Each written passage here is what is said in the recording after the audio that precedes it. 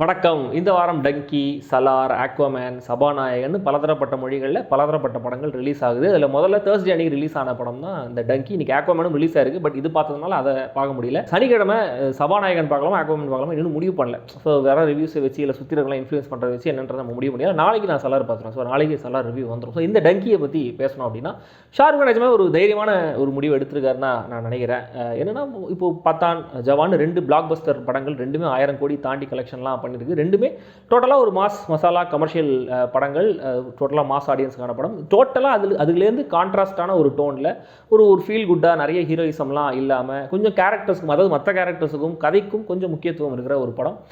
அதை select பண்ணோன்றது maybe ஆர்டரில் select பண்ணியிருக்க மாட்டார், வேறு ஆர்டரில் செலக்ட் பண்ணி, பட் ரிலீஸ் ஆர்டருங்கிறது கண்டிப்பாக ஹீரோடைய இன்ஃப்ளூயன்ஸ் இல்லாமல் கண்டிப்பாக அது முடிவு பண்ணியிருக்க மாட்டாங்க. ஸோ அதனால் கண்டிப்பாக அவர்கிட்ட கேட்டு வந்து ரிலீஸ் பண்ணியிருப்பாங்க. ஸோ இந்த மாதிரி இந்த ஆர்டரில் இந்த படத்தை ரிலீஸ் பண்ணால் அவர் முடிவு பண்ணது நிஜமாவே பெரிய விஷயம் தான் நினைக்கிறேன். மேபி இது ராஜ்குமார் ஹிரானி பெரிய டேரக்டர், அதனால தான் ஒரு கால் ஷீட் கொடுத்து நடிச்சிருக்காரு, வேறு டேரக்டர்னா நடிச்சிருக்குமாருன்ற மாதிரி நம்ம அதுக்கு எதுவும் கொஞ்சம் பேசலாம். பட் என்னை பொறுத்த வரைக்கும் நிஜமாக இது ஒரு டேரிங்கான விஷயமாக தான் நான் பார்க்குறேன். ஸோ அவர் எடுத்த இந்த டேரிங்கான முடிவு ஒர்க் அவுட் ஆச்சா இல்லையா அப்படிங்கிறது தெரிஞ்சுக்கிறதுக்கு முன்னாடி சப்ஸ்கிரைப் பண்ணாதவங்க சப்ஸ்கிரைப் பண்ணுங்கள், வீடியோ கீழே கமெண்ட் பண்ணுங்கள், லைக் பண்ணுங்கள், வீடியோவை ஷேர் பண்ணுங்கள்.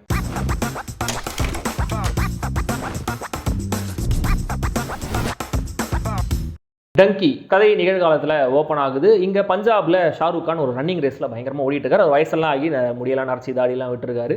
ஸோ அவருக்கு லண்டன்லேருந்து ஃபோன் வருது. லண்டன்லேருந்து யார் ஃபோன் பண்ணுறாங்கன்னா தாப்சி ஃபோன் பண்ணுறாங்க. அவங்க கூட இன்னும் 2 ஃப்ரெண்ட்ஸ் இருக்காங்க. இவங்க எல்லாருக்குமே வயசாக இருக்குது. ஸோ தாப்சி ஷாருக் கானுக்கு ஃபோன் பண்ணி என்னை வந்து எப்படியாவது இந்தியா கூப்பிட்டு போ, நான் துபாய்க்கு வந்துடுறேன், அங்கே வந்து என்னை மீட் பண்ணி எப்படியாவது இந்தியா கூப்பிட்டு போ, இங்கே வீசா பிரச்சனையாக இருக்குன்ற மாதிரி ஏதோ விஷயம் சொல்கிறாங்க.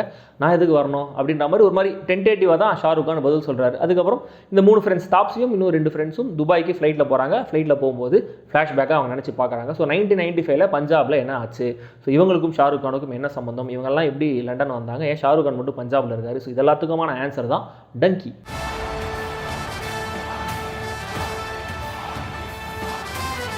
இந்த அவார்ட் வின்னிங் பர்ஃபார்மன்ஸுக்கும் அவார்டாக கொடுக்குறாங்க அப்படிங்கிற பர்ஃபார்மன்ஸுக்கும் ஒரு சின்ன வித்தியாசம் தான் இருக்குது. அந்த சின்ன வித்தியாசங்கிற அந்த நடுவில் இருக்கிற மீட்டர் இருக்கு இல்லையா, அதில் தான் ஷாருக் கான் இந்த படத்தில் பெர்ஃபார்ம் பண்ணியிருக்காரு.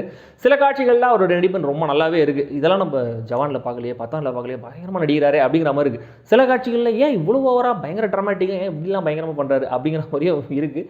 ஸோ அப்படி போயிட்டு வருது. பட் ஒரு எஃபெக்டிவான பர்ஃபார்மன்ஸ் தான். அவர் ஹீரோயிசத்துக்குன்னு ஒரே ஒரு சின்ன ஃபைட் தான் வச்சிருக்காங்க. மற்றபடி அவரும் ஒரு கேரக்டராகவே இந்த படத்தில் உலா வராரு. இந்த படத்தில் ஷாருக்கை விட நல்லாவே பர்ஃபார்மன்ஸில் ஸ்கோர் பண்ணுறது தாப்சியோடைய பெர்ஃபார்மன்ஸ் தான். மண்ணுங்கிற கேரக்டராகவே தான் தெரியுறாங்க. ரொம்ப ஆப்டாக அவங்கள காஸ்ட் பண்ணிடுறாங்க. அவங்க ரொம்ப நல்லாவே நடிச்சிருக்காங்க.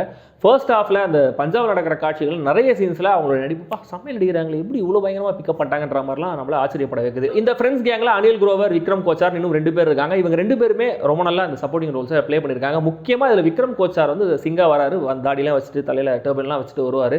ரொம்ப இன்னசென்ட்டாக இருக்கும் அவருடைய அந்த போர்ட்ரேலுங்கிறது. அந்த இன்னசென்ட்டை வச்சே நிறைய காமெடிஸை டெரைவ் பண்ணியிருந்தாங்க. அந்த மொமெண்ட்ஸ் எல்லாமே ஆல்மோஸ்ட் நல்லாவே ஒர்க் ஆகிருந்துச்சு. விக்கி கௌஷல் எக்ஸ்டெண்டட் கேமியோ மாதிரி பண்ணியிருக்காரு. கண்டிப்பாக இந்த படம் பார்த்த எல்லாருமே அவருடைய இந்த கேமியோ குறிப்பிட்டு சொல்லுவாங்க.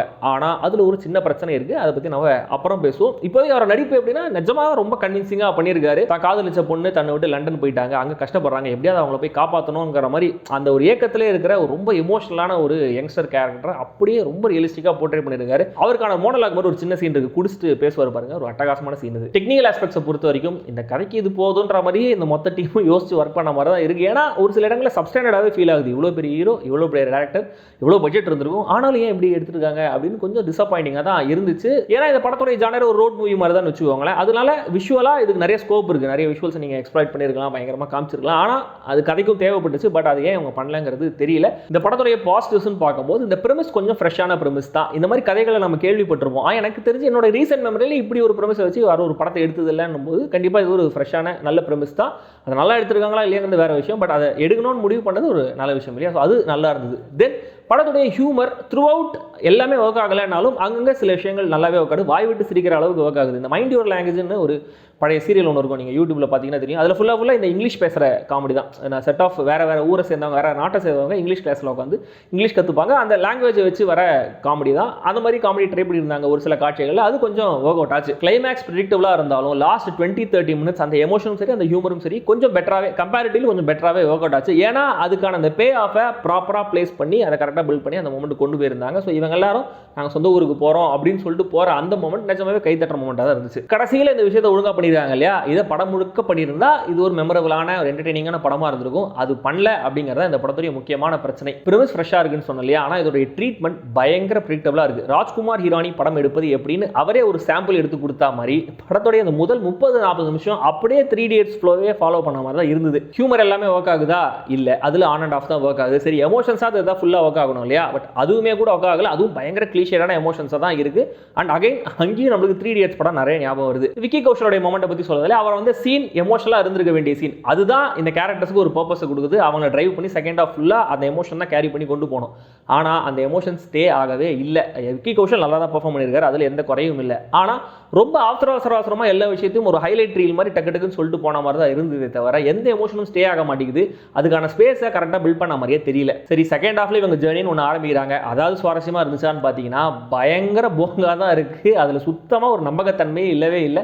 சரி, புதுசாக அதை இமேஜினேட்டிவாக அதை பண்ணியிருக்கான்னு பார்த்தா அதுலேயும் கிரியேட்டிவாக எதுவும் பண்ணவே இல்லை. இந்த பிரதான 4 கேரக்டர்ஸோட சேர்ந்து இன்னும் 3 கேரக்டர்ஸ் இவங்க கூட ஜேர்னியில் ஜாயின் ஆகிறாங்க. எதுக்கு ஆகிறாங்க அப்படின்னு யோசிச்சிட்டே இருக்கும்போது கிளைமேக்ஸில் ஒரு பர்பஸ்க்காக இவங்க தேவை. அதனால சும்மா இவங்களை கூட்டு வந்து 2வது சீன்லேயே கொலை பண்ணணும் அப்படின்னு 2வது சீன்லேயே அவங்களை போட்டு தள்ளிட்டாங்க. ப்ராக்டிக்கலான ஒரு பிரச்சனைக்கு எமோஷனலான சொல்யூஷன் எப்பயுமே வேலைக்காகவே ஆகாது. அட்லீஸ்ட் ரியல் லைஃப்ல வேலைக்கு ஆகாது. சினிமாவில் சினிமாட்டிக் லிபர்ட்டி அப்படிங்கிற மாதிரி எமோஷனலாக ஒரு சொல்யூஷன் கொடுத்து ஆடியன்ஸோட எமோஷன்ஸ் எப்படியாவது மேனிபுலேட் பண்ணி ஆடியன்ஸை கன்வின்ஸ் பண்ணுற ஒரு சினிமா தான் நல்ல சினிமாவாக இருக்க முடியும். ஆனால் இந்த படத்தில் அகைன் இந்த இடத்துலையும் பயங்கரமாக பொங்கடிச்சிருக்காங்க. கிளைமேக்ஸில் ஷாருக் கான் கோர்ட்ல இருந்து பேசுறாரு.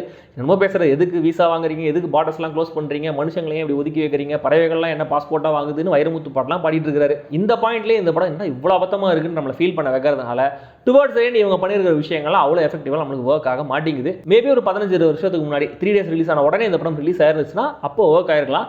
ஆனால் இப்போ மக்களுக்கு கொஞ்சம் எக்ஸ்போஷர் அதிகமாயிருச்சு. ராஜ்குமார் ஹீரானியோட அந்த ஜானர்லேயே அவரோட பெட்டராக படங்கள் எடுக்கிற இயக்குனர்கள்லாம் வந்துட்டாங்க. அந்த மாதிரி படங்கள்லாம் நம்ம பார்த்துட்டோங்கிறதுனால இந்த இடத்துல இது எல்லாமே ரொம்ப வீக்காகவே ஃபீல் ஆகுது. மொத்தத்தில் இந்த டங்கி எப்படி இருக்குன்னா, இயக்குனர் ராஜ்குமார் ஹீரானுடைய எல்லா படங்களும் நான் பார்த்ததில்லை, ஒரு சில படங்கள்லாம் பார்த்துருக்கேன். அந்த ஒரு சில படங்களை வச்சே சொல்கிறேன், கண்டிப்பாக அவர் எடுத்ததுலேயே ரொம்ப ரொம்ப சுமாரான ரைட்டிங் இந்த படமாக தான் இருக்கணும். ஏதோ ஓடாத ஒரு படம் இருக்கும், அது திடீர்னு ஒரு நாள் நம்ம கேட்டியில் மதியானம் 3-4 மணிக்கு பார்த்துட்டு இந்த படம் நல்லா தானே இருக்குது, ஏன் அப்போ ஓடல அப்படின்ற மாதிரி யோசிப்போம் இல்லையா. அந்த படம் ரிலீஸ் ஆகும்போது தேட்டரிக்கலாம் அதை பார்த்துனா தான் அதோடைய காண்டு என்னன்ற நம்மளுக்கு தெரியும்.